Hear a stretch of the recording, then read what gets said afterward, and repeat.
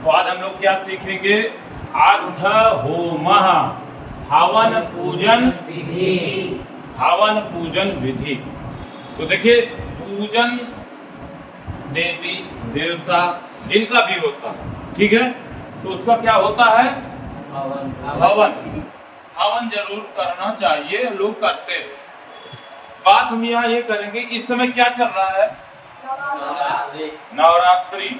तो किसका हवन होगा? देवी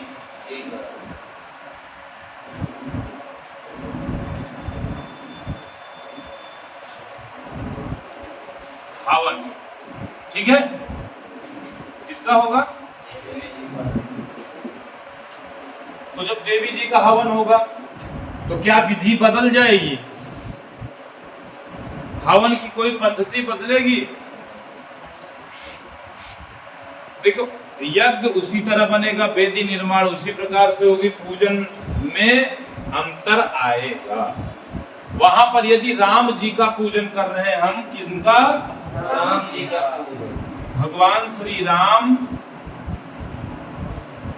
जी का या देवता जो भी हो, जो आपके इष्ट हो, ठीक है, ठीक है ना। ये हुआ तो वहां पर क्या है? पूजन में ध्यान अलग होगा। क्या होगा? ध्यान अलग होगा। यदि माता जी का पूजन होगा तो फिर देवी का पूजन में देवी के मंत्र होंगे। क्या होंगे? देवी के मंत्र। हाँ, तो यहाँ ये ध्यान देना कि देवी के मंत्र में देवी का ध्यान श्लोक, और देवता में देवता का श्लोक मंत्र, ठीक है। दो प्रकार से होता है, इतना ध्यान देना है। उसके बाद हम जैसे पूजन करवा लिए, जैसे आज का हमने पूरा संपूर्ण पूजन कराया, मैं संक्षिप्त में चलूंगा कि मंत्रोच्चारण के साथ बहुत ज्यादा विस्तारित हो जाएगा। तो जब हम मंत्रोच्चारण में पूजन अर्चन सुबह, जैसे हम स्नान आदि के बाद निवृत्त होते हैं, अभिषेक इत्यादि जो भी जैसे देवता का है तो देवता का ध्यान करेंगे, पूजन करेंगे, आवाहन करेंगे। प्राण प्रतिष्ठा तो मात्र एक दिन होता है। अगर चल प्रतिमा है तो प्राण प्रतिष्ठा करने का विधान है। यदि अचल है, हमेशा वहीं पर स्थापना है, तो उनका कभी प्राण प्रतिष्ठा नहीं होता। ये भी समझ में आ गया? समझ में आया कि नहीं समझ में आया? उसके पश्चात हम लोगों की आगे की जो जिम्मेदारी बनती है, वह मुख्य बिंदु यह है कि यदि पूजन पूर्ण रूप से जब संपन्न हो जाएगा तो हवन का भी समय होता है। तो कल है नवमी। कल कौन सी तिथि है? नवमी। नवमी 3 बजकर के कुछ समय तक है। तो हवन हमेशा जो है संपन्न किया जाता है नवमी तिथि में, ठीक है। यानी कि जो जिस तिथि का संपन्नता का समय बनाया गया है उसमें। और यहाँ पर एक बात और नोटिस करना है कि पारण हमेशा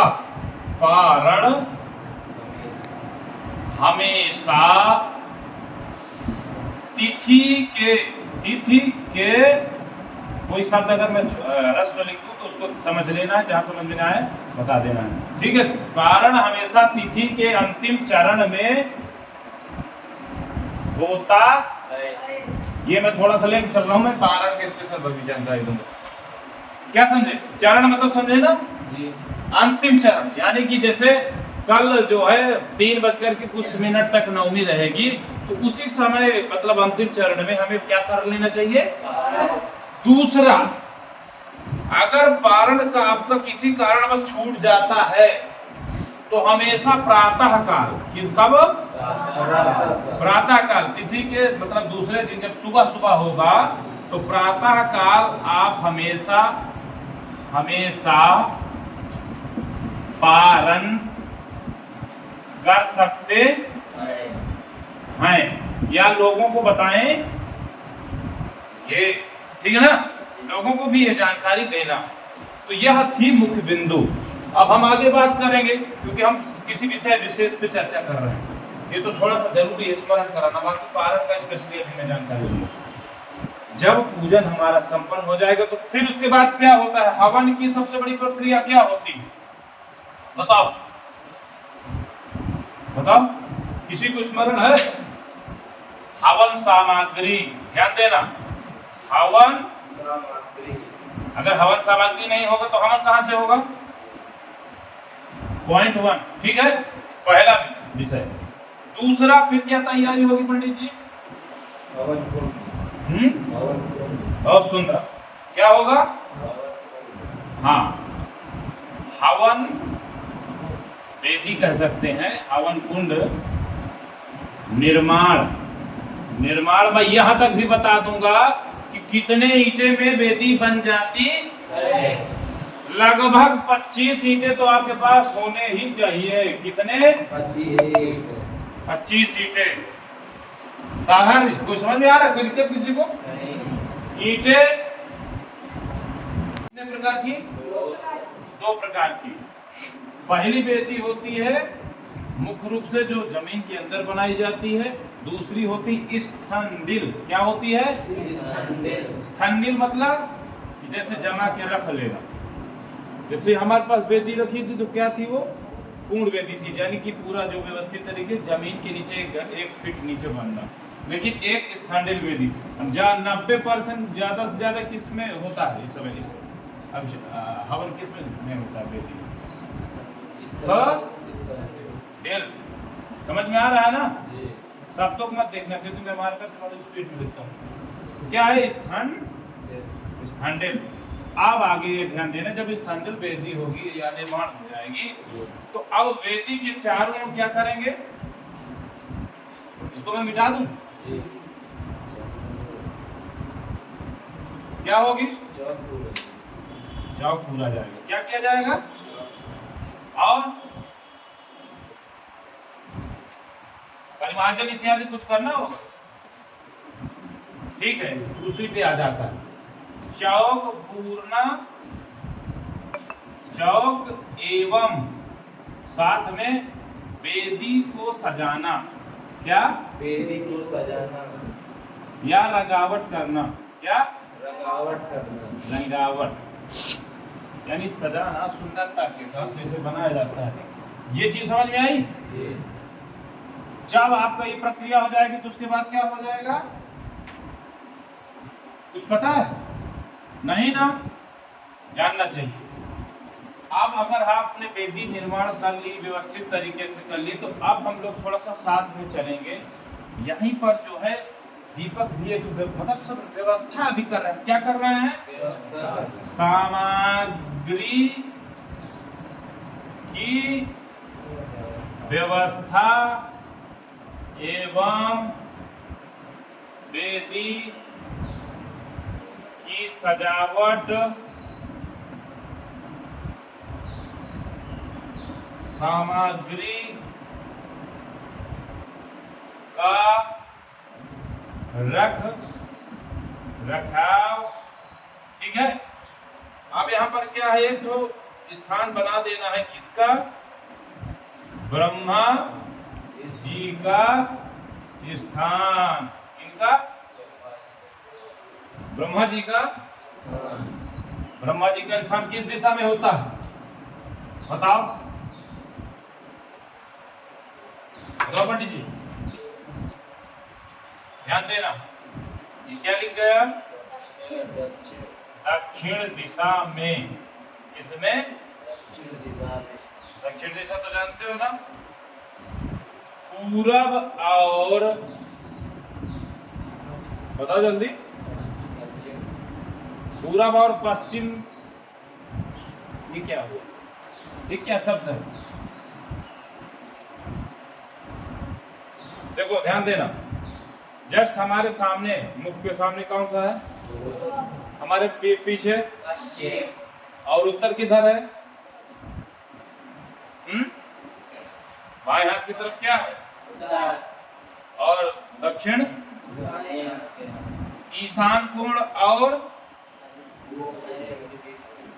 ईशान आग्नेय, ये कोण क्या हो जाएगा? और ये क्या हो गया? आग्नेय और नैऋत्य के बीच में जो स्थान है वह कौन सी दिशा है? याद रहेगा हमेशा, बोलेगा तुम्हें। ईशान, आग्नेय, वायव्य और नैऋत्य, ऊर्ध्व और आध। तो इस प्रकार से 10 दिशाएं हैं। 10 दिशाओं को जब बोध होगा तभी जाकर के वेदियों का निर्माण समझ में आएगा। नहीं तो गलत वेदी रख देने से गलत प्रक्रिया आ जाएगी, लोग कहने लगेंगे। दूसरी बात, वेदी का सही स्थान पर चुनना, सही जगह रखना, उसका फल तभी प्राप्त होगा, क्योंकि ये सब पूजा पाठ का जो विधि है, विधान है, ये ऋषि मुनियों के द्वारा एक व्यवस्थित रूपरेखा बना करके की गई है। ठीक है, अभी हम वेदी निर्माण का एक तैयारी हमारी हो गई। ठीक है, क्या हो गई? पूरी तैयारी हो गई। इसी पे अभी जैसे पात्र बनेगा, कुछ भी हो सकता है, लोटे में जो है पूर्ण पात्र भगोने के टाइप का होता है, जिसमें चावल, गुड़ और पूसा, क्या पूसा और एक जनेऊ और राज्य की मुद्रा, यानी कि कुछ दक्षिणा उस पर रख के व्यवस्थित कर देना। अभी इस पे एक और चीज होनी है, वो क्या है? सुरुआ, प्रोक्षणी पात्र, जल रखने के लिए घी का पात्र, 2 ठो जल जो मैंने बताया प्रोक्षणी पात्र रखे रहेंगे, उसी के पास जो है जल छिड़कने के लिए रखा रहता है। ये सब आप लोगों की वेदी का निर्माण की तैयारी है। ठीक है, अब हम बात करेंगे यहाँ से कि एक क्रम से मैं पुनः बताऊंगा, अब क्रम बताता चला जाऊंगा। ठीक है, तो समझना है कि यजमान पवित्र आचमन, तिलक, पवित्री धारण, शिखा बंधन करके स्वस्ति वाचन, मांगलिक श्लोक पाठ पूर्वक होम का संकल्प, जैसे हमने बताया था कि पूजन होगा, तो इसमें क्या हो जाएगा? संकल्प। क्या होगा? संकल्प। और संकल्प सभी को आना चाहिए।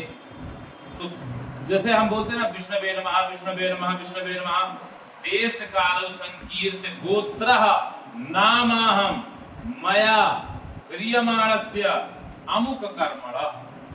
तो अब यहाँ पर कर्म हम क्या कर रहे हैं? पाठ किया ना, तो पाठ करेंगे। पाठ करने के पश्चात अब हम क्या करने जा रहे हैं? हवन की तैयारी कर रहे हैं, हवन करेंगे। फिर उसके बाद बोलते हैं क्या? सांगता सिद्ध्यर्थम निर्मितेस्मिन्। अब क्या किया?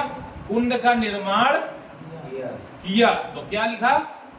निर्मितेस्मिन् कुंडे, कुंड में मैं पर, यहाँ पर क्या आ जाएगा? सप्तमी, यानी कुंड में, कुंडस्थ देवाना मावाहनम। ये देवाना शब्द है, मावाहनम में आवाहन शब्द, वहीं पर आकार छिपा हुआ। पूजनम, क्या कर रहे हैं? फिर उसके बाद क्या है? पंचभू संस्कार पूर्वकम, अग्नि स्थापनम, पूजनम, होम विधि मनुसृत्य कृतस्य आमुक। तो जो मंत्र से पूजन करना है उस मंत्र का यहाँ पर उच्चारण किया जाता है। पाठ का अमुक मंत्र से, ठीक है, अमुक पाठस्य। तो पाठ में जहाँ जैसे राम जी का पाठ किए हैं, दुर्गा जी का पाठ किए हैं, जिसका यहाँ पर उच्चारण करना है। क्या लिखा है आगे? कि परिपूर्णतायै दशांश हवन, क्या है? दशांश हवन संख्या भी यथाहुतिर्भिर्वा यथोपलब्ध सम्मिलित तिल तंडुल जवाच्यभिः ओम सामग्रीभिश्च हवनम करिष्ये। संकल्प छोड़ देना है। फिर क्या लिखा है? अथ कुंड पूजनम। फिर हमें क्या करना है? कुंड का पूजन करना है। फिर यदि कुंड का निर्माण किया गया हो तभी कुंड पूजन करें। मैंने कहा था ना, स्थंडिल वेदी का मतलब समझ गए? जो बताया स्थंडिल इत्यादि में कुंड पूजन की आवश्यकता नहीं होती यहाँ पर, क्योंकि जैसे स्थापन की व्यवस्था वैसे जो है पूजन का नियम है। अब आगे बढ़े। कुंड में क्या करना है? जल सिंचन करना है, शुद्धता करना है ना पहले। तो जल सिंचन कर दिया, मंत्रोच्चारण करते हैं। आपो हिष्ठा मयो भुवस्तान ऊर्जे दधातन, इस मंत्र का पूरा उच्चारण करना है। फिर कुंड का क्या करना है? क्या करना है? स्पर्श करना है, ऐसे हाथ लगाना है। और कुंड का स्पर्श करने के पश्चात आवाहयामी तत्कुंडम विश्वकर्मा। अगर श्लोक बोलूंगा तो लंबा हो जाएगा, इसलिए ध्यान देना है, पीडीएफ सही चलेंगे। फिर क्या है, कुंडस्थ देवताय नमः कुंडम आवाहयामी स्थाप। फिर विश्वकर्मा देवता का पूजन करना है, फिर मेखला देवता का पूजन करना है। आवाहन पूजन क्रमबद्ध पूरा चलेगा। जब मध्य मेखला, फिर रक्त वर्ण अलंकृताम ब्रह्म आवाहनम, ब्रह्मा का आवाहन हो गया। फिर क्या है, दूसरी मेखला जो 3 परिधि बनी रहती है कि नहीं बनी रहती, 3 परिधि समझ गए कि नहीं समझ गए, 1 2 3 ऐसे 3 परिधि बनी रहती है, ठीक है। चारों तरफ ऐसे ही रहेगा, ठीक है। और ये हो गया तुम्हारा पूर्व दिशा। यहाँ पर यजमान बैठता है, कहाँ, यजमान, ये पूर्व दिशा हो गया। यानी कि वो जब बैठेगा तो कहाँ बैठेगा, पश्चिमा दिशा, पूर्वा मतलब पूर्व दिशा की तरफ उसका मुख होगा। इसका मतलब है कि पश्चिम में बैठेगा वो, ठीक है। तभी जाकर के, और ये हो गया आपका वेदी, ये ब्रह्म स्थान है। क्या है, ब्रह्मा जी का। यहाँ पर ये विशेष ध्यान दो, ब्रह्मा विष्णु महेश, ये क्रमबद्ध जो है बिल्कुल व्यवस्थित तरीके से। और ये सतरजतम, सतरजतम 3 प्रकार के इसमें सफेद कलर होते हैं, सफेद, लाल और काला। भगवान शिव का, भगवान विष्णु का और भगवान ब्रह्मा का। फिर हम आगे बढ़ेंगे। मेखला के बाद क्या होता है कि जब मेखला का पूजन हो जाएगा रुद्र जी का देने के बाद, तो फिर ध्यान के बाद है योन्यावाहनम। क्या है, योन्यावाहनम। ये सामने बिल्कुल व्यवस्थित तरीके से, यहाँ पर हम समझेंगे ये वेदी का बिल्कुल स्वयं स्वरूप है। अब इसमें विस्तारित से वेदी का भी निर्माण बताऊंगा, लेकिन अभी हवन की विषय है। फिर आगे बढ़ेंगे। फिर क्या है, कंठावाहनम। क्या है, कंठावाहनम।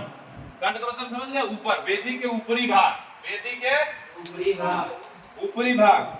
फिर क्या आ जाएगा, नाभ्यावाहन। नाभि कहाँ पे होती है, जैसे भगवान विष्णु भगवान का है या स्वयं के स्वरूप, नाभ्या, नाभि यहाँ पर है, तो इसका मतलब नाभ्यावाहन का नाभि के स्थान पर, वहीं पर जो है अक्षत पुष्प छोड़ देना चाहिए। कुंडाभ्यांतरे नैऋत्य कोणे। नैऋत्य कोण किधर बताया था अभी मैं,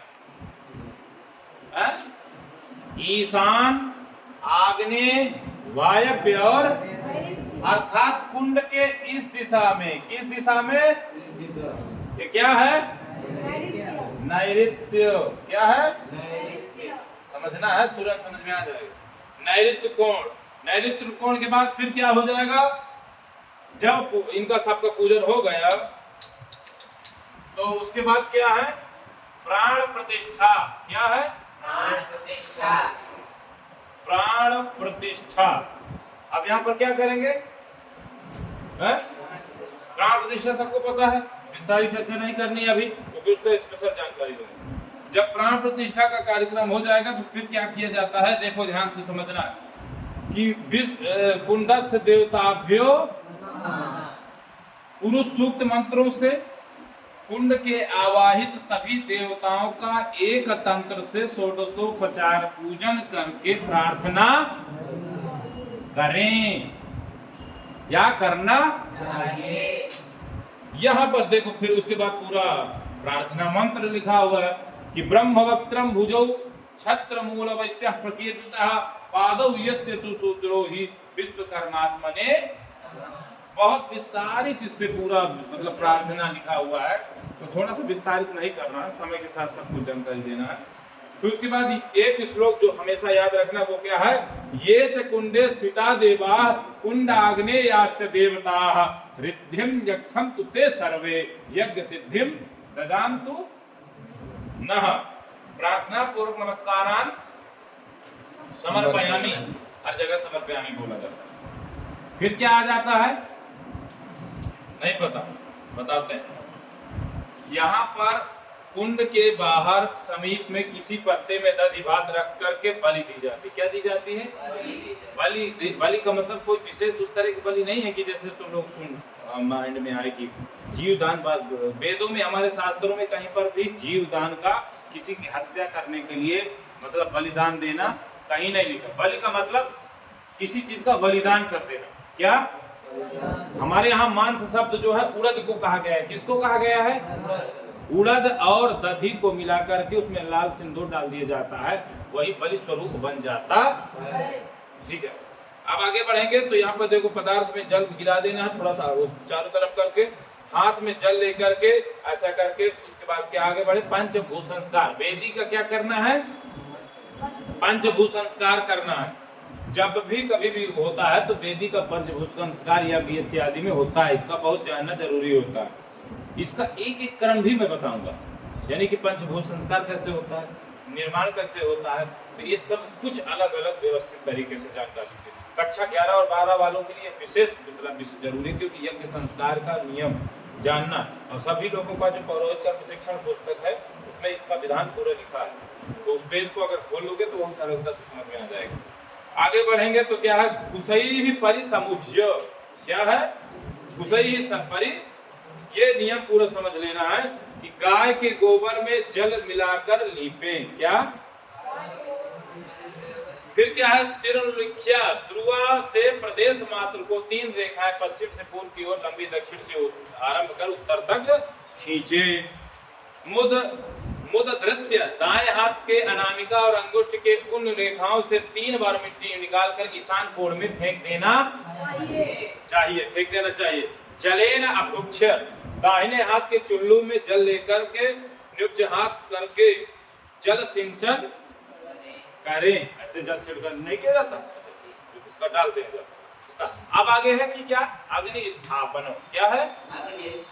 अग्नि स्थापन। तो कांस या ताम्र पात्र में सौभाग्यवती स्त्री या क्षत्रिय ब्राह्मण द्वारा प्रज्वलित अग्नि या अन्य पात्र में ढककर अग्नि कोण में लाकर रखें। उसमें से एक जलता हुआ अग्नि खंड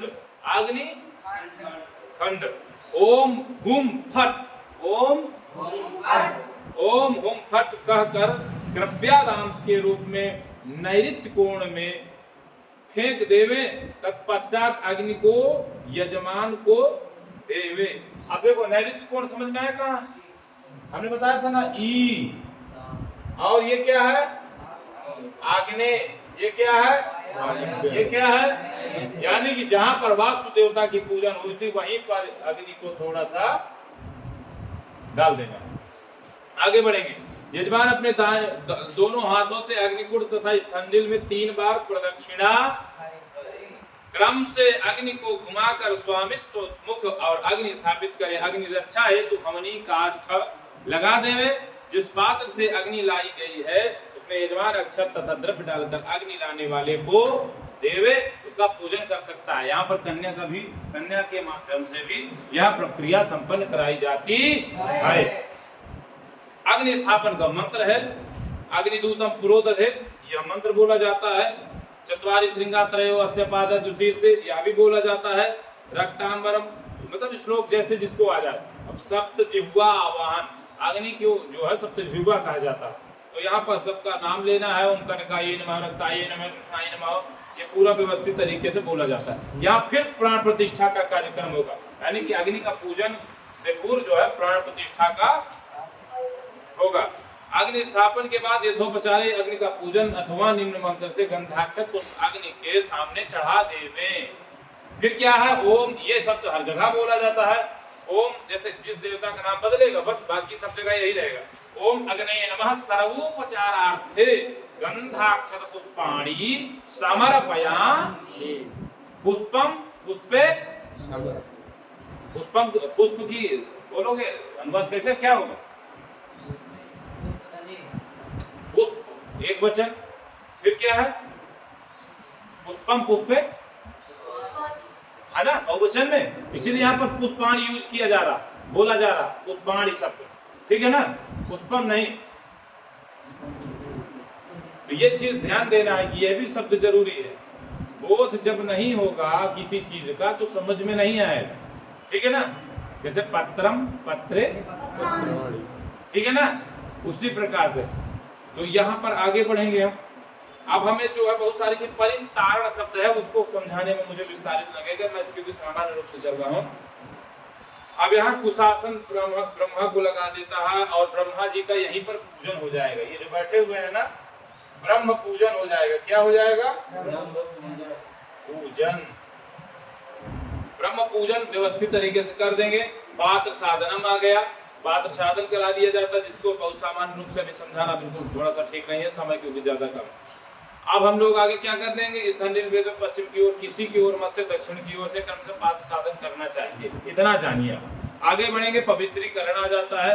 उसके बाद आगे बढ़ेंगे प्रोक्षण, जल का जो प्रोक्षण के लिए रखा गया है ना, तो प्रोक्षण तैयार कर लेना है। और उसके बाद जो है आज्य स्थाली, चरु स्थाली, समार्जन, कुश, उपनयन, कुश, समिधा, श्रु, आज, चरु, चावल, पूर्ण पात्र में रखी गई वस्तुओं को क्रमशः प्रोक्षण के रो प्रोक्षण को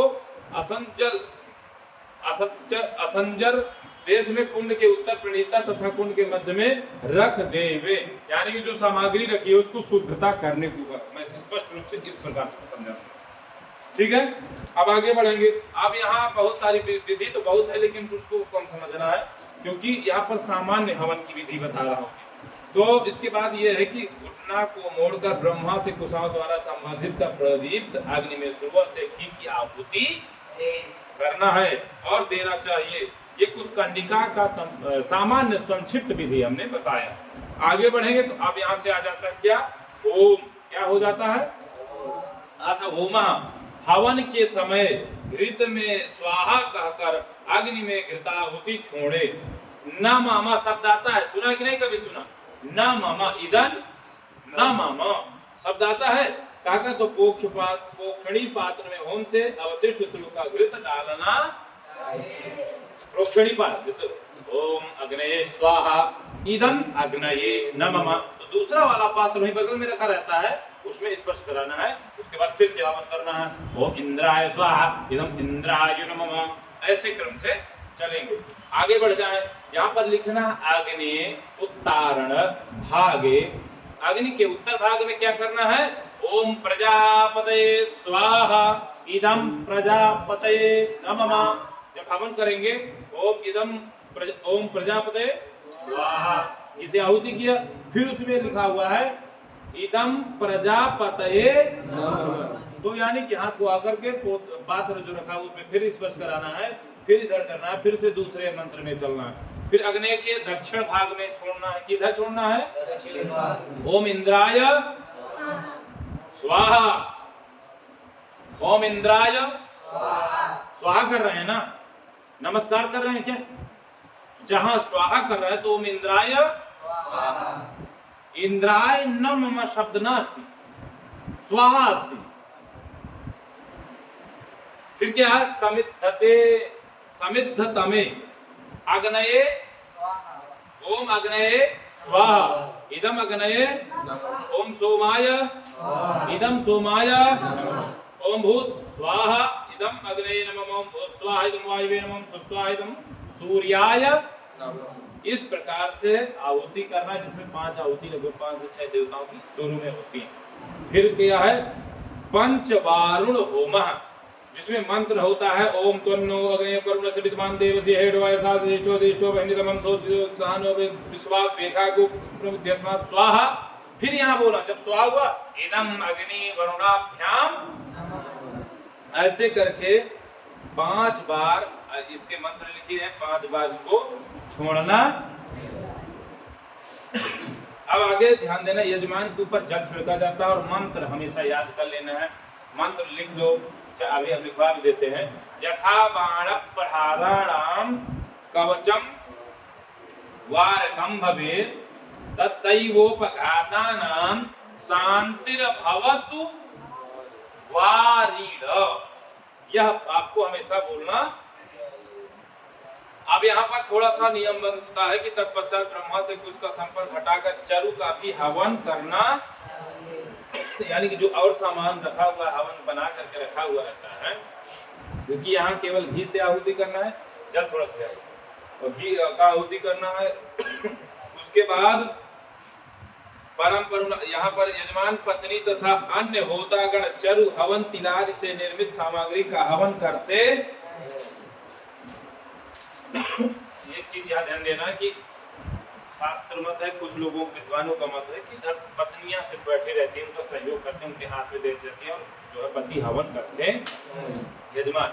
लेकिन बहुत सारे लोगों का मत है, इस पे हम लोग जो है और विषयांकित नहीं करेंगे, आगे बढ़ेंगे।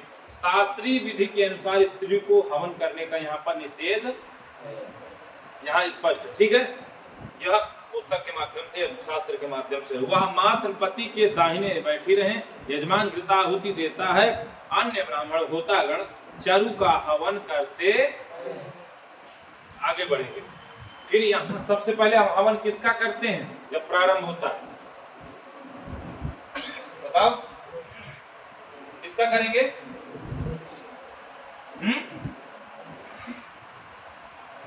बताओ किसका हवन करते हैं पहले? ये चीज ध्यान देना, गणेश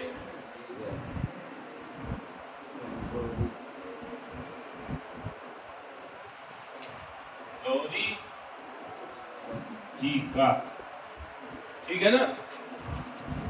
यानी गणपति गौरी ओमः, क्या मंत्र बोलना है? गणानान्त्वा गणपतिगं हवामहे, इस मंत्र का पूरा उच्चारण करना है। और जब पूरा मंत्र हो जाए तो ओम गं गणपतये स्वाहा, गं गणपतये। फिर उसके बाद दूसरे मंत्र में ओम अम्बे अंबिके अम्बालिके नमः नयति, इस मंत्र का पूरा बोलना। फिर क्या कहना है? ओम गौरीयै। ये चीज ध्यान देना है। अब यहाँ से क्रम समझना है कि निम्न मंत्रों से क्रमशः सूर्य आदि अर्घ आदि समिधाओं को भी घी में डुबोकर साथ में हवन करें। ग्रहों को 8-8 बार, अधिदेवताओं को 4-4 बार, प्रत्यधिदेवताओं को 2-2 बार आहुति देने का विधान है। ग्रहों को कितनी बार? 8 बार। ये बहुत बड़ी चीज है, इसमें स्मरण कर लो। और 4 बार प्रत्यधिदेवताओं को, 2 बार देवताओं को, अधिदेवताओं को 4-4 बार, प्रत्यधिदेवताओं को 2-2 बार आहुति करना विधान है। पहले हम फिर जब ये गणेश जी गौरी जी का हवन हो गया तो फिर क्या होता है? नवग्रह मंडल का हवन होता है। किसका होता है? नवग्रह मंडल में क्या है? सूर्य भगवान का हवन होगा। किसका? मंत्र बोलेंगे आकृष्ण रक्षा, और साथ में जो एक लकड़ी रहती है वो कौन सी रहती है? मंदार की लकड़ी। किसकी? मंदार की लकड़ी। ओम आकृष्ण मंत्र बोलेंगे। फिर क्या है? चंद्रमा की, चंद्रमा का मंत्र बोलना है। फिर आवाहन करना है, हवन करना है। और लकड़ी कौन सी रहेगी? पलाश की। फिर क्या है? मंगल, खदिरा, खैर, अग्निमूर्धा मंत्र बोलना है। फिर हवन करना है। फिर बुध है, बुध की लकड़ी कौन सी है हवन की? अपामार्ग। क्या है? अपामार्ग या चिड़ा कह सकते हो। उसके बाद बृहस्पति की कौन सी लकड़ी है? अश्वत्थ, या तो उसको पीपल कह सकते हैं। क्या? हाँ। फिर उसके बाद शुक्र, गूलर, गूलर की लकड़ी जानते हो ना, है ना, उमर शब्द भी कहते हैं उसको। फिर उसके बाद मंत्र उच्चारण करते हुए बोलना है। फिर शनि देवता का हवन करना। शनि देवता में कौन सी लकड़ी है? समीपत्रम। फिर क्या है? राहु, राहु की कौन सी है? दूर्वा। दूर्वा के बाद फिर आ जाता है केतु, उषा की लकड़ी से हवन करना। फिर हवन करने के बाद फिर अब किसका हवन करेंगे? आदि देवताओं का हवन करेंगे। अब समझते चलना। फिर आदि देवताओं का जब पूरा हवन हो जाएगा फिर किसका होगा? प्रत्यधिदेवता का। फिर प्रत्यधिदेवताओं को जब हो जाएगा तब फिर किसका होगा? पंचलोकपाल देवताओं का। फिर पंचलोकपाल देवताओं के बाद 10 दिक्पाल देवताओं के बाद किनका? हाँ, अब यहाँ समझना है। प्रधान देवता के पहले भी कोई देवता और भी बैठाए रहते हैं।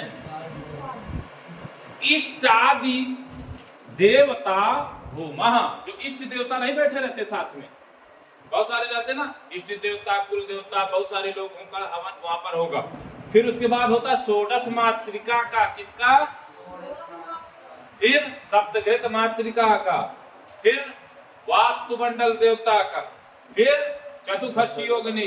फिर क्षेत्रपाल देवता का। फिर यहाँ पर आ जाता है यदि सर्वतोभद्र नारायण का हवन है तो फिर वहां पर सर्वतोभद्र मंडल का, नहीं है तो देवी का है तो फिर क्या उसका होगा, गौरी तिलक मंडल का, ठीक है, उनका होगा।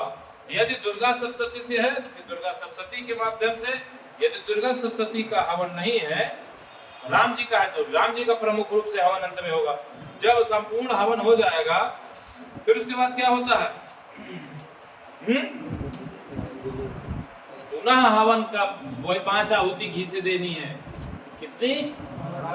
5 आहुति देनी है। उसके बाद जो है मैंने बताया था ना, स्वस्वाहा भूस्वाहा भुवस्वाहा प्रजापते स्वाहा, और इधर नममा भी पुनः उसी तरह बोलते रहना।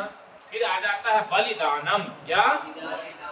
बलिदानम 10 दिक्पाल का बलि है। यहाँ पर संकल्प होगा, फिर 10 दिक्पाल की बलि होगी, बलि के बाद फिर इंद्रादित्य बलि होगी।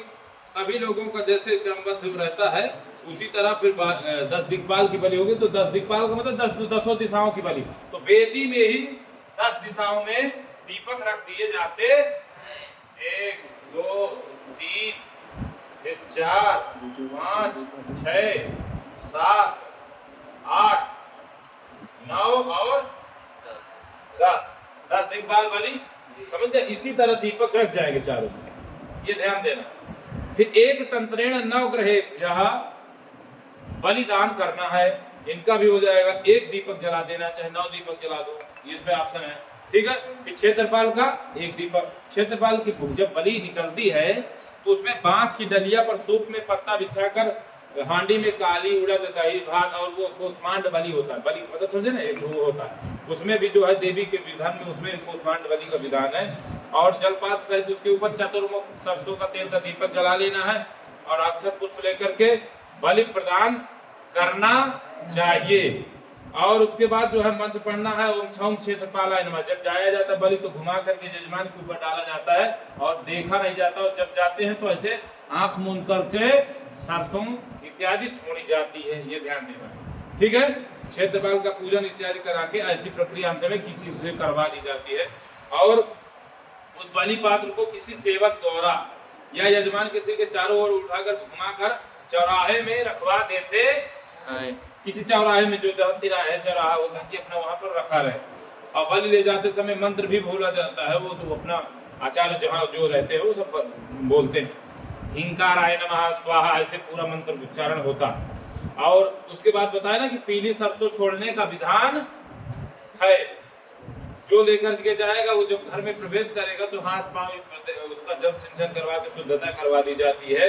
पुनः पवित्र होकर के यजमान फिर जो है आचार्य यज्ञ मंडप में दक्षिण दिशा में कुछ दूर जाकर के स्थान पे क्षेत्रपाल बलि कराते। तो यह पूरी प्रक्रिया इस प्रकार होती। फिर होता है श्रेष्ठकृत हवन। क्या होता है? पूर्ण आहुति से पूर्व बची हुई से समस्त सामग्रियों का हवन करना होता है। फिर यहाँ पूर्णाहुति का संकल्प होगा, ठीक है ना। पूर्णाहुति संकल्प लेना है द्रव्य इत्यादि लेकर के। पूर्णाहुति का संकल्प बोलकर पूर्णाहुति नमः सर्वोपचारार्थे गंधाक पुष्पाणि संपूज्य, इस प्रकार से शुरुआत में बची हुई जो फिर पदार्थ है रख करके होम पूर्णाहुति खड़े होकर के करना चाहिए। पूर्णाहुति होम हो गया, मंत्रोच्चारण। फिर मसूर धारा घी से आहुति करना है। फिर क्या करना है? अग्नि की प्रार्थना करना है। फिर भस्मकरण करना, वही जो हवन किए उसे भस्म कुछ निकाल करके भस्मीकरण करना है यजमान का और जो बैठे हुए लोग हैं। समसनो प्राशन प्रोक्षिणी प्राप्त है प्रक्षिप्त घृत को यजमान दाहिने हाथ की अनामिका से लेकर के उसका प्राशन करें और हाथ धुल लेना चाहिए। हाँ, इस के बाद पूर्ण पात्र साधनम। तो यहाँ पर पूर्ण पात्र दान करना होता है। पूर्ण पात्र का दान करने के बाद तर्पण है यहाँ पे। फिर क्या है? मार्जन है। फिर उत्तर पूजन करना चाहिए, आवाहित देवी देवताओं का पूजन करना चाहिए। आरार्तिक्यम, महाआरती करनी चाहिए। और महाआरती के पश्चात प्रदक्षिणा करने का विधान है। जब प्रदक्षिणा संपन्न हो जाएगा फिर यहाँ पर क्या करते हैं? पुष्पांजलि। क्या है? हाँ, पुष्पांजलि संपन्न करेंगे। और उसके बाद क्या करेंगे? प्रार्थना। प्रार्थना बोल करके फिर साष्टांग प्रणाम करने का विधान है। और जब साष्टांग प्रणाम का विधान हो जाएगा तो यहाँ पर दक्षिणा दान संकल्प होता है। उसके बाद तुलसी दान होता है, ब्राह्मण भोजन संकल्प होता है और तिलकीकरण करके रक्षा बंधनम मंत्राक्षत देना होता है। मंत्राक्षत के बाद क्या है? क्षमा प्रार्थना, विसर्जनम और विष्णु स्मरणम। इस प्रकार से 3 बार विष्णु भगवान का स्मरण करते हुए यजमान अपने आसन के नीचे जल गिराकर वहां की मिट्टी या जल अपने माथे में तिलक के समान लगावे, अन्यथा पूजन का फल इंद्र छीन लेते हैं, ऐसा कहते हैं। तत्पश्चात प्रसाद ग्रहण करता हुआ आचार्य ब्राह्मणों एवं श्रेष्ठ लोगों तथा माता पिता का चरण छू करके प्रणाम करना बोले विष्णु भगवान की। इस प्रकार से सामान्य हवन विधि बताई गई और इसे बहुत ही सामान्य रूप से भी रखा जाएगा। ठीक है, चलिए संपन्न करिए।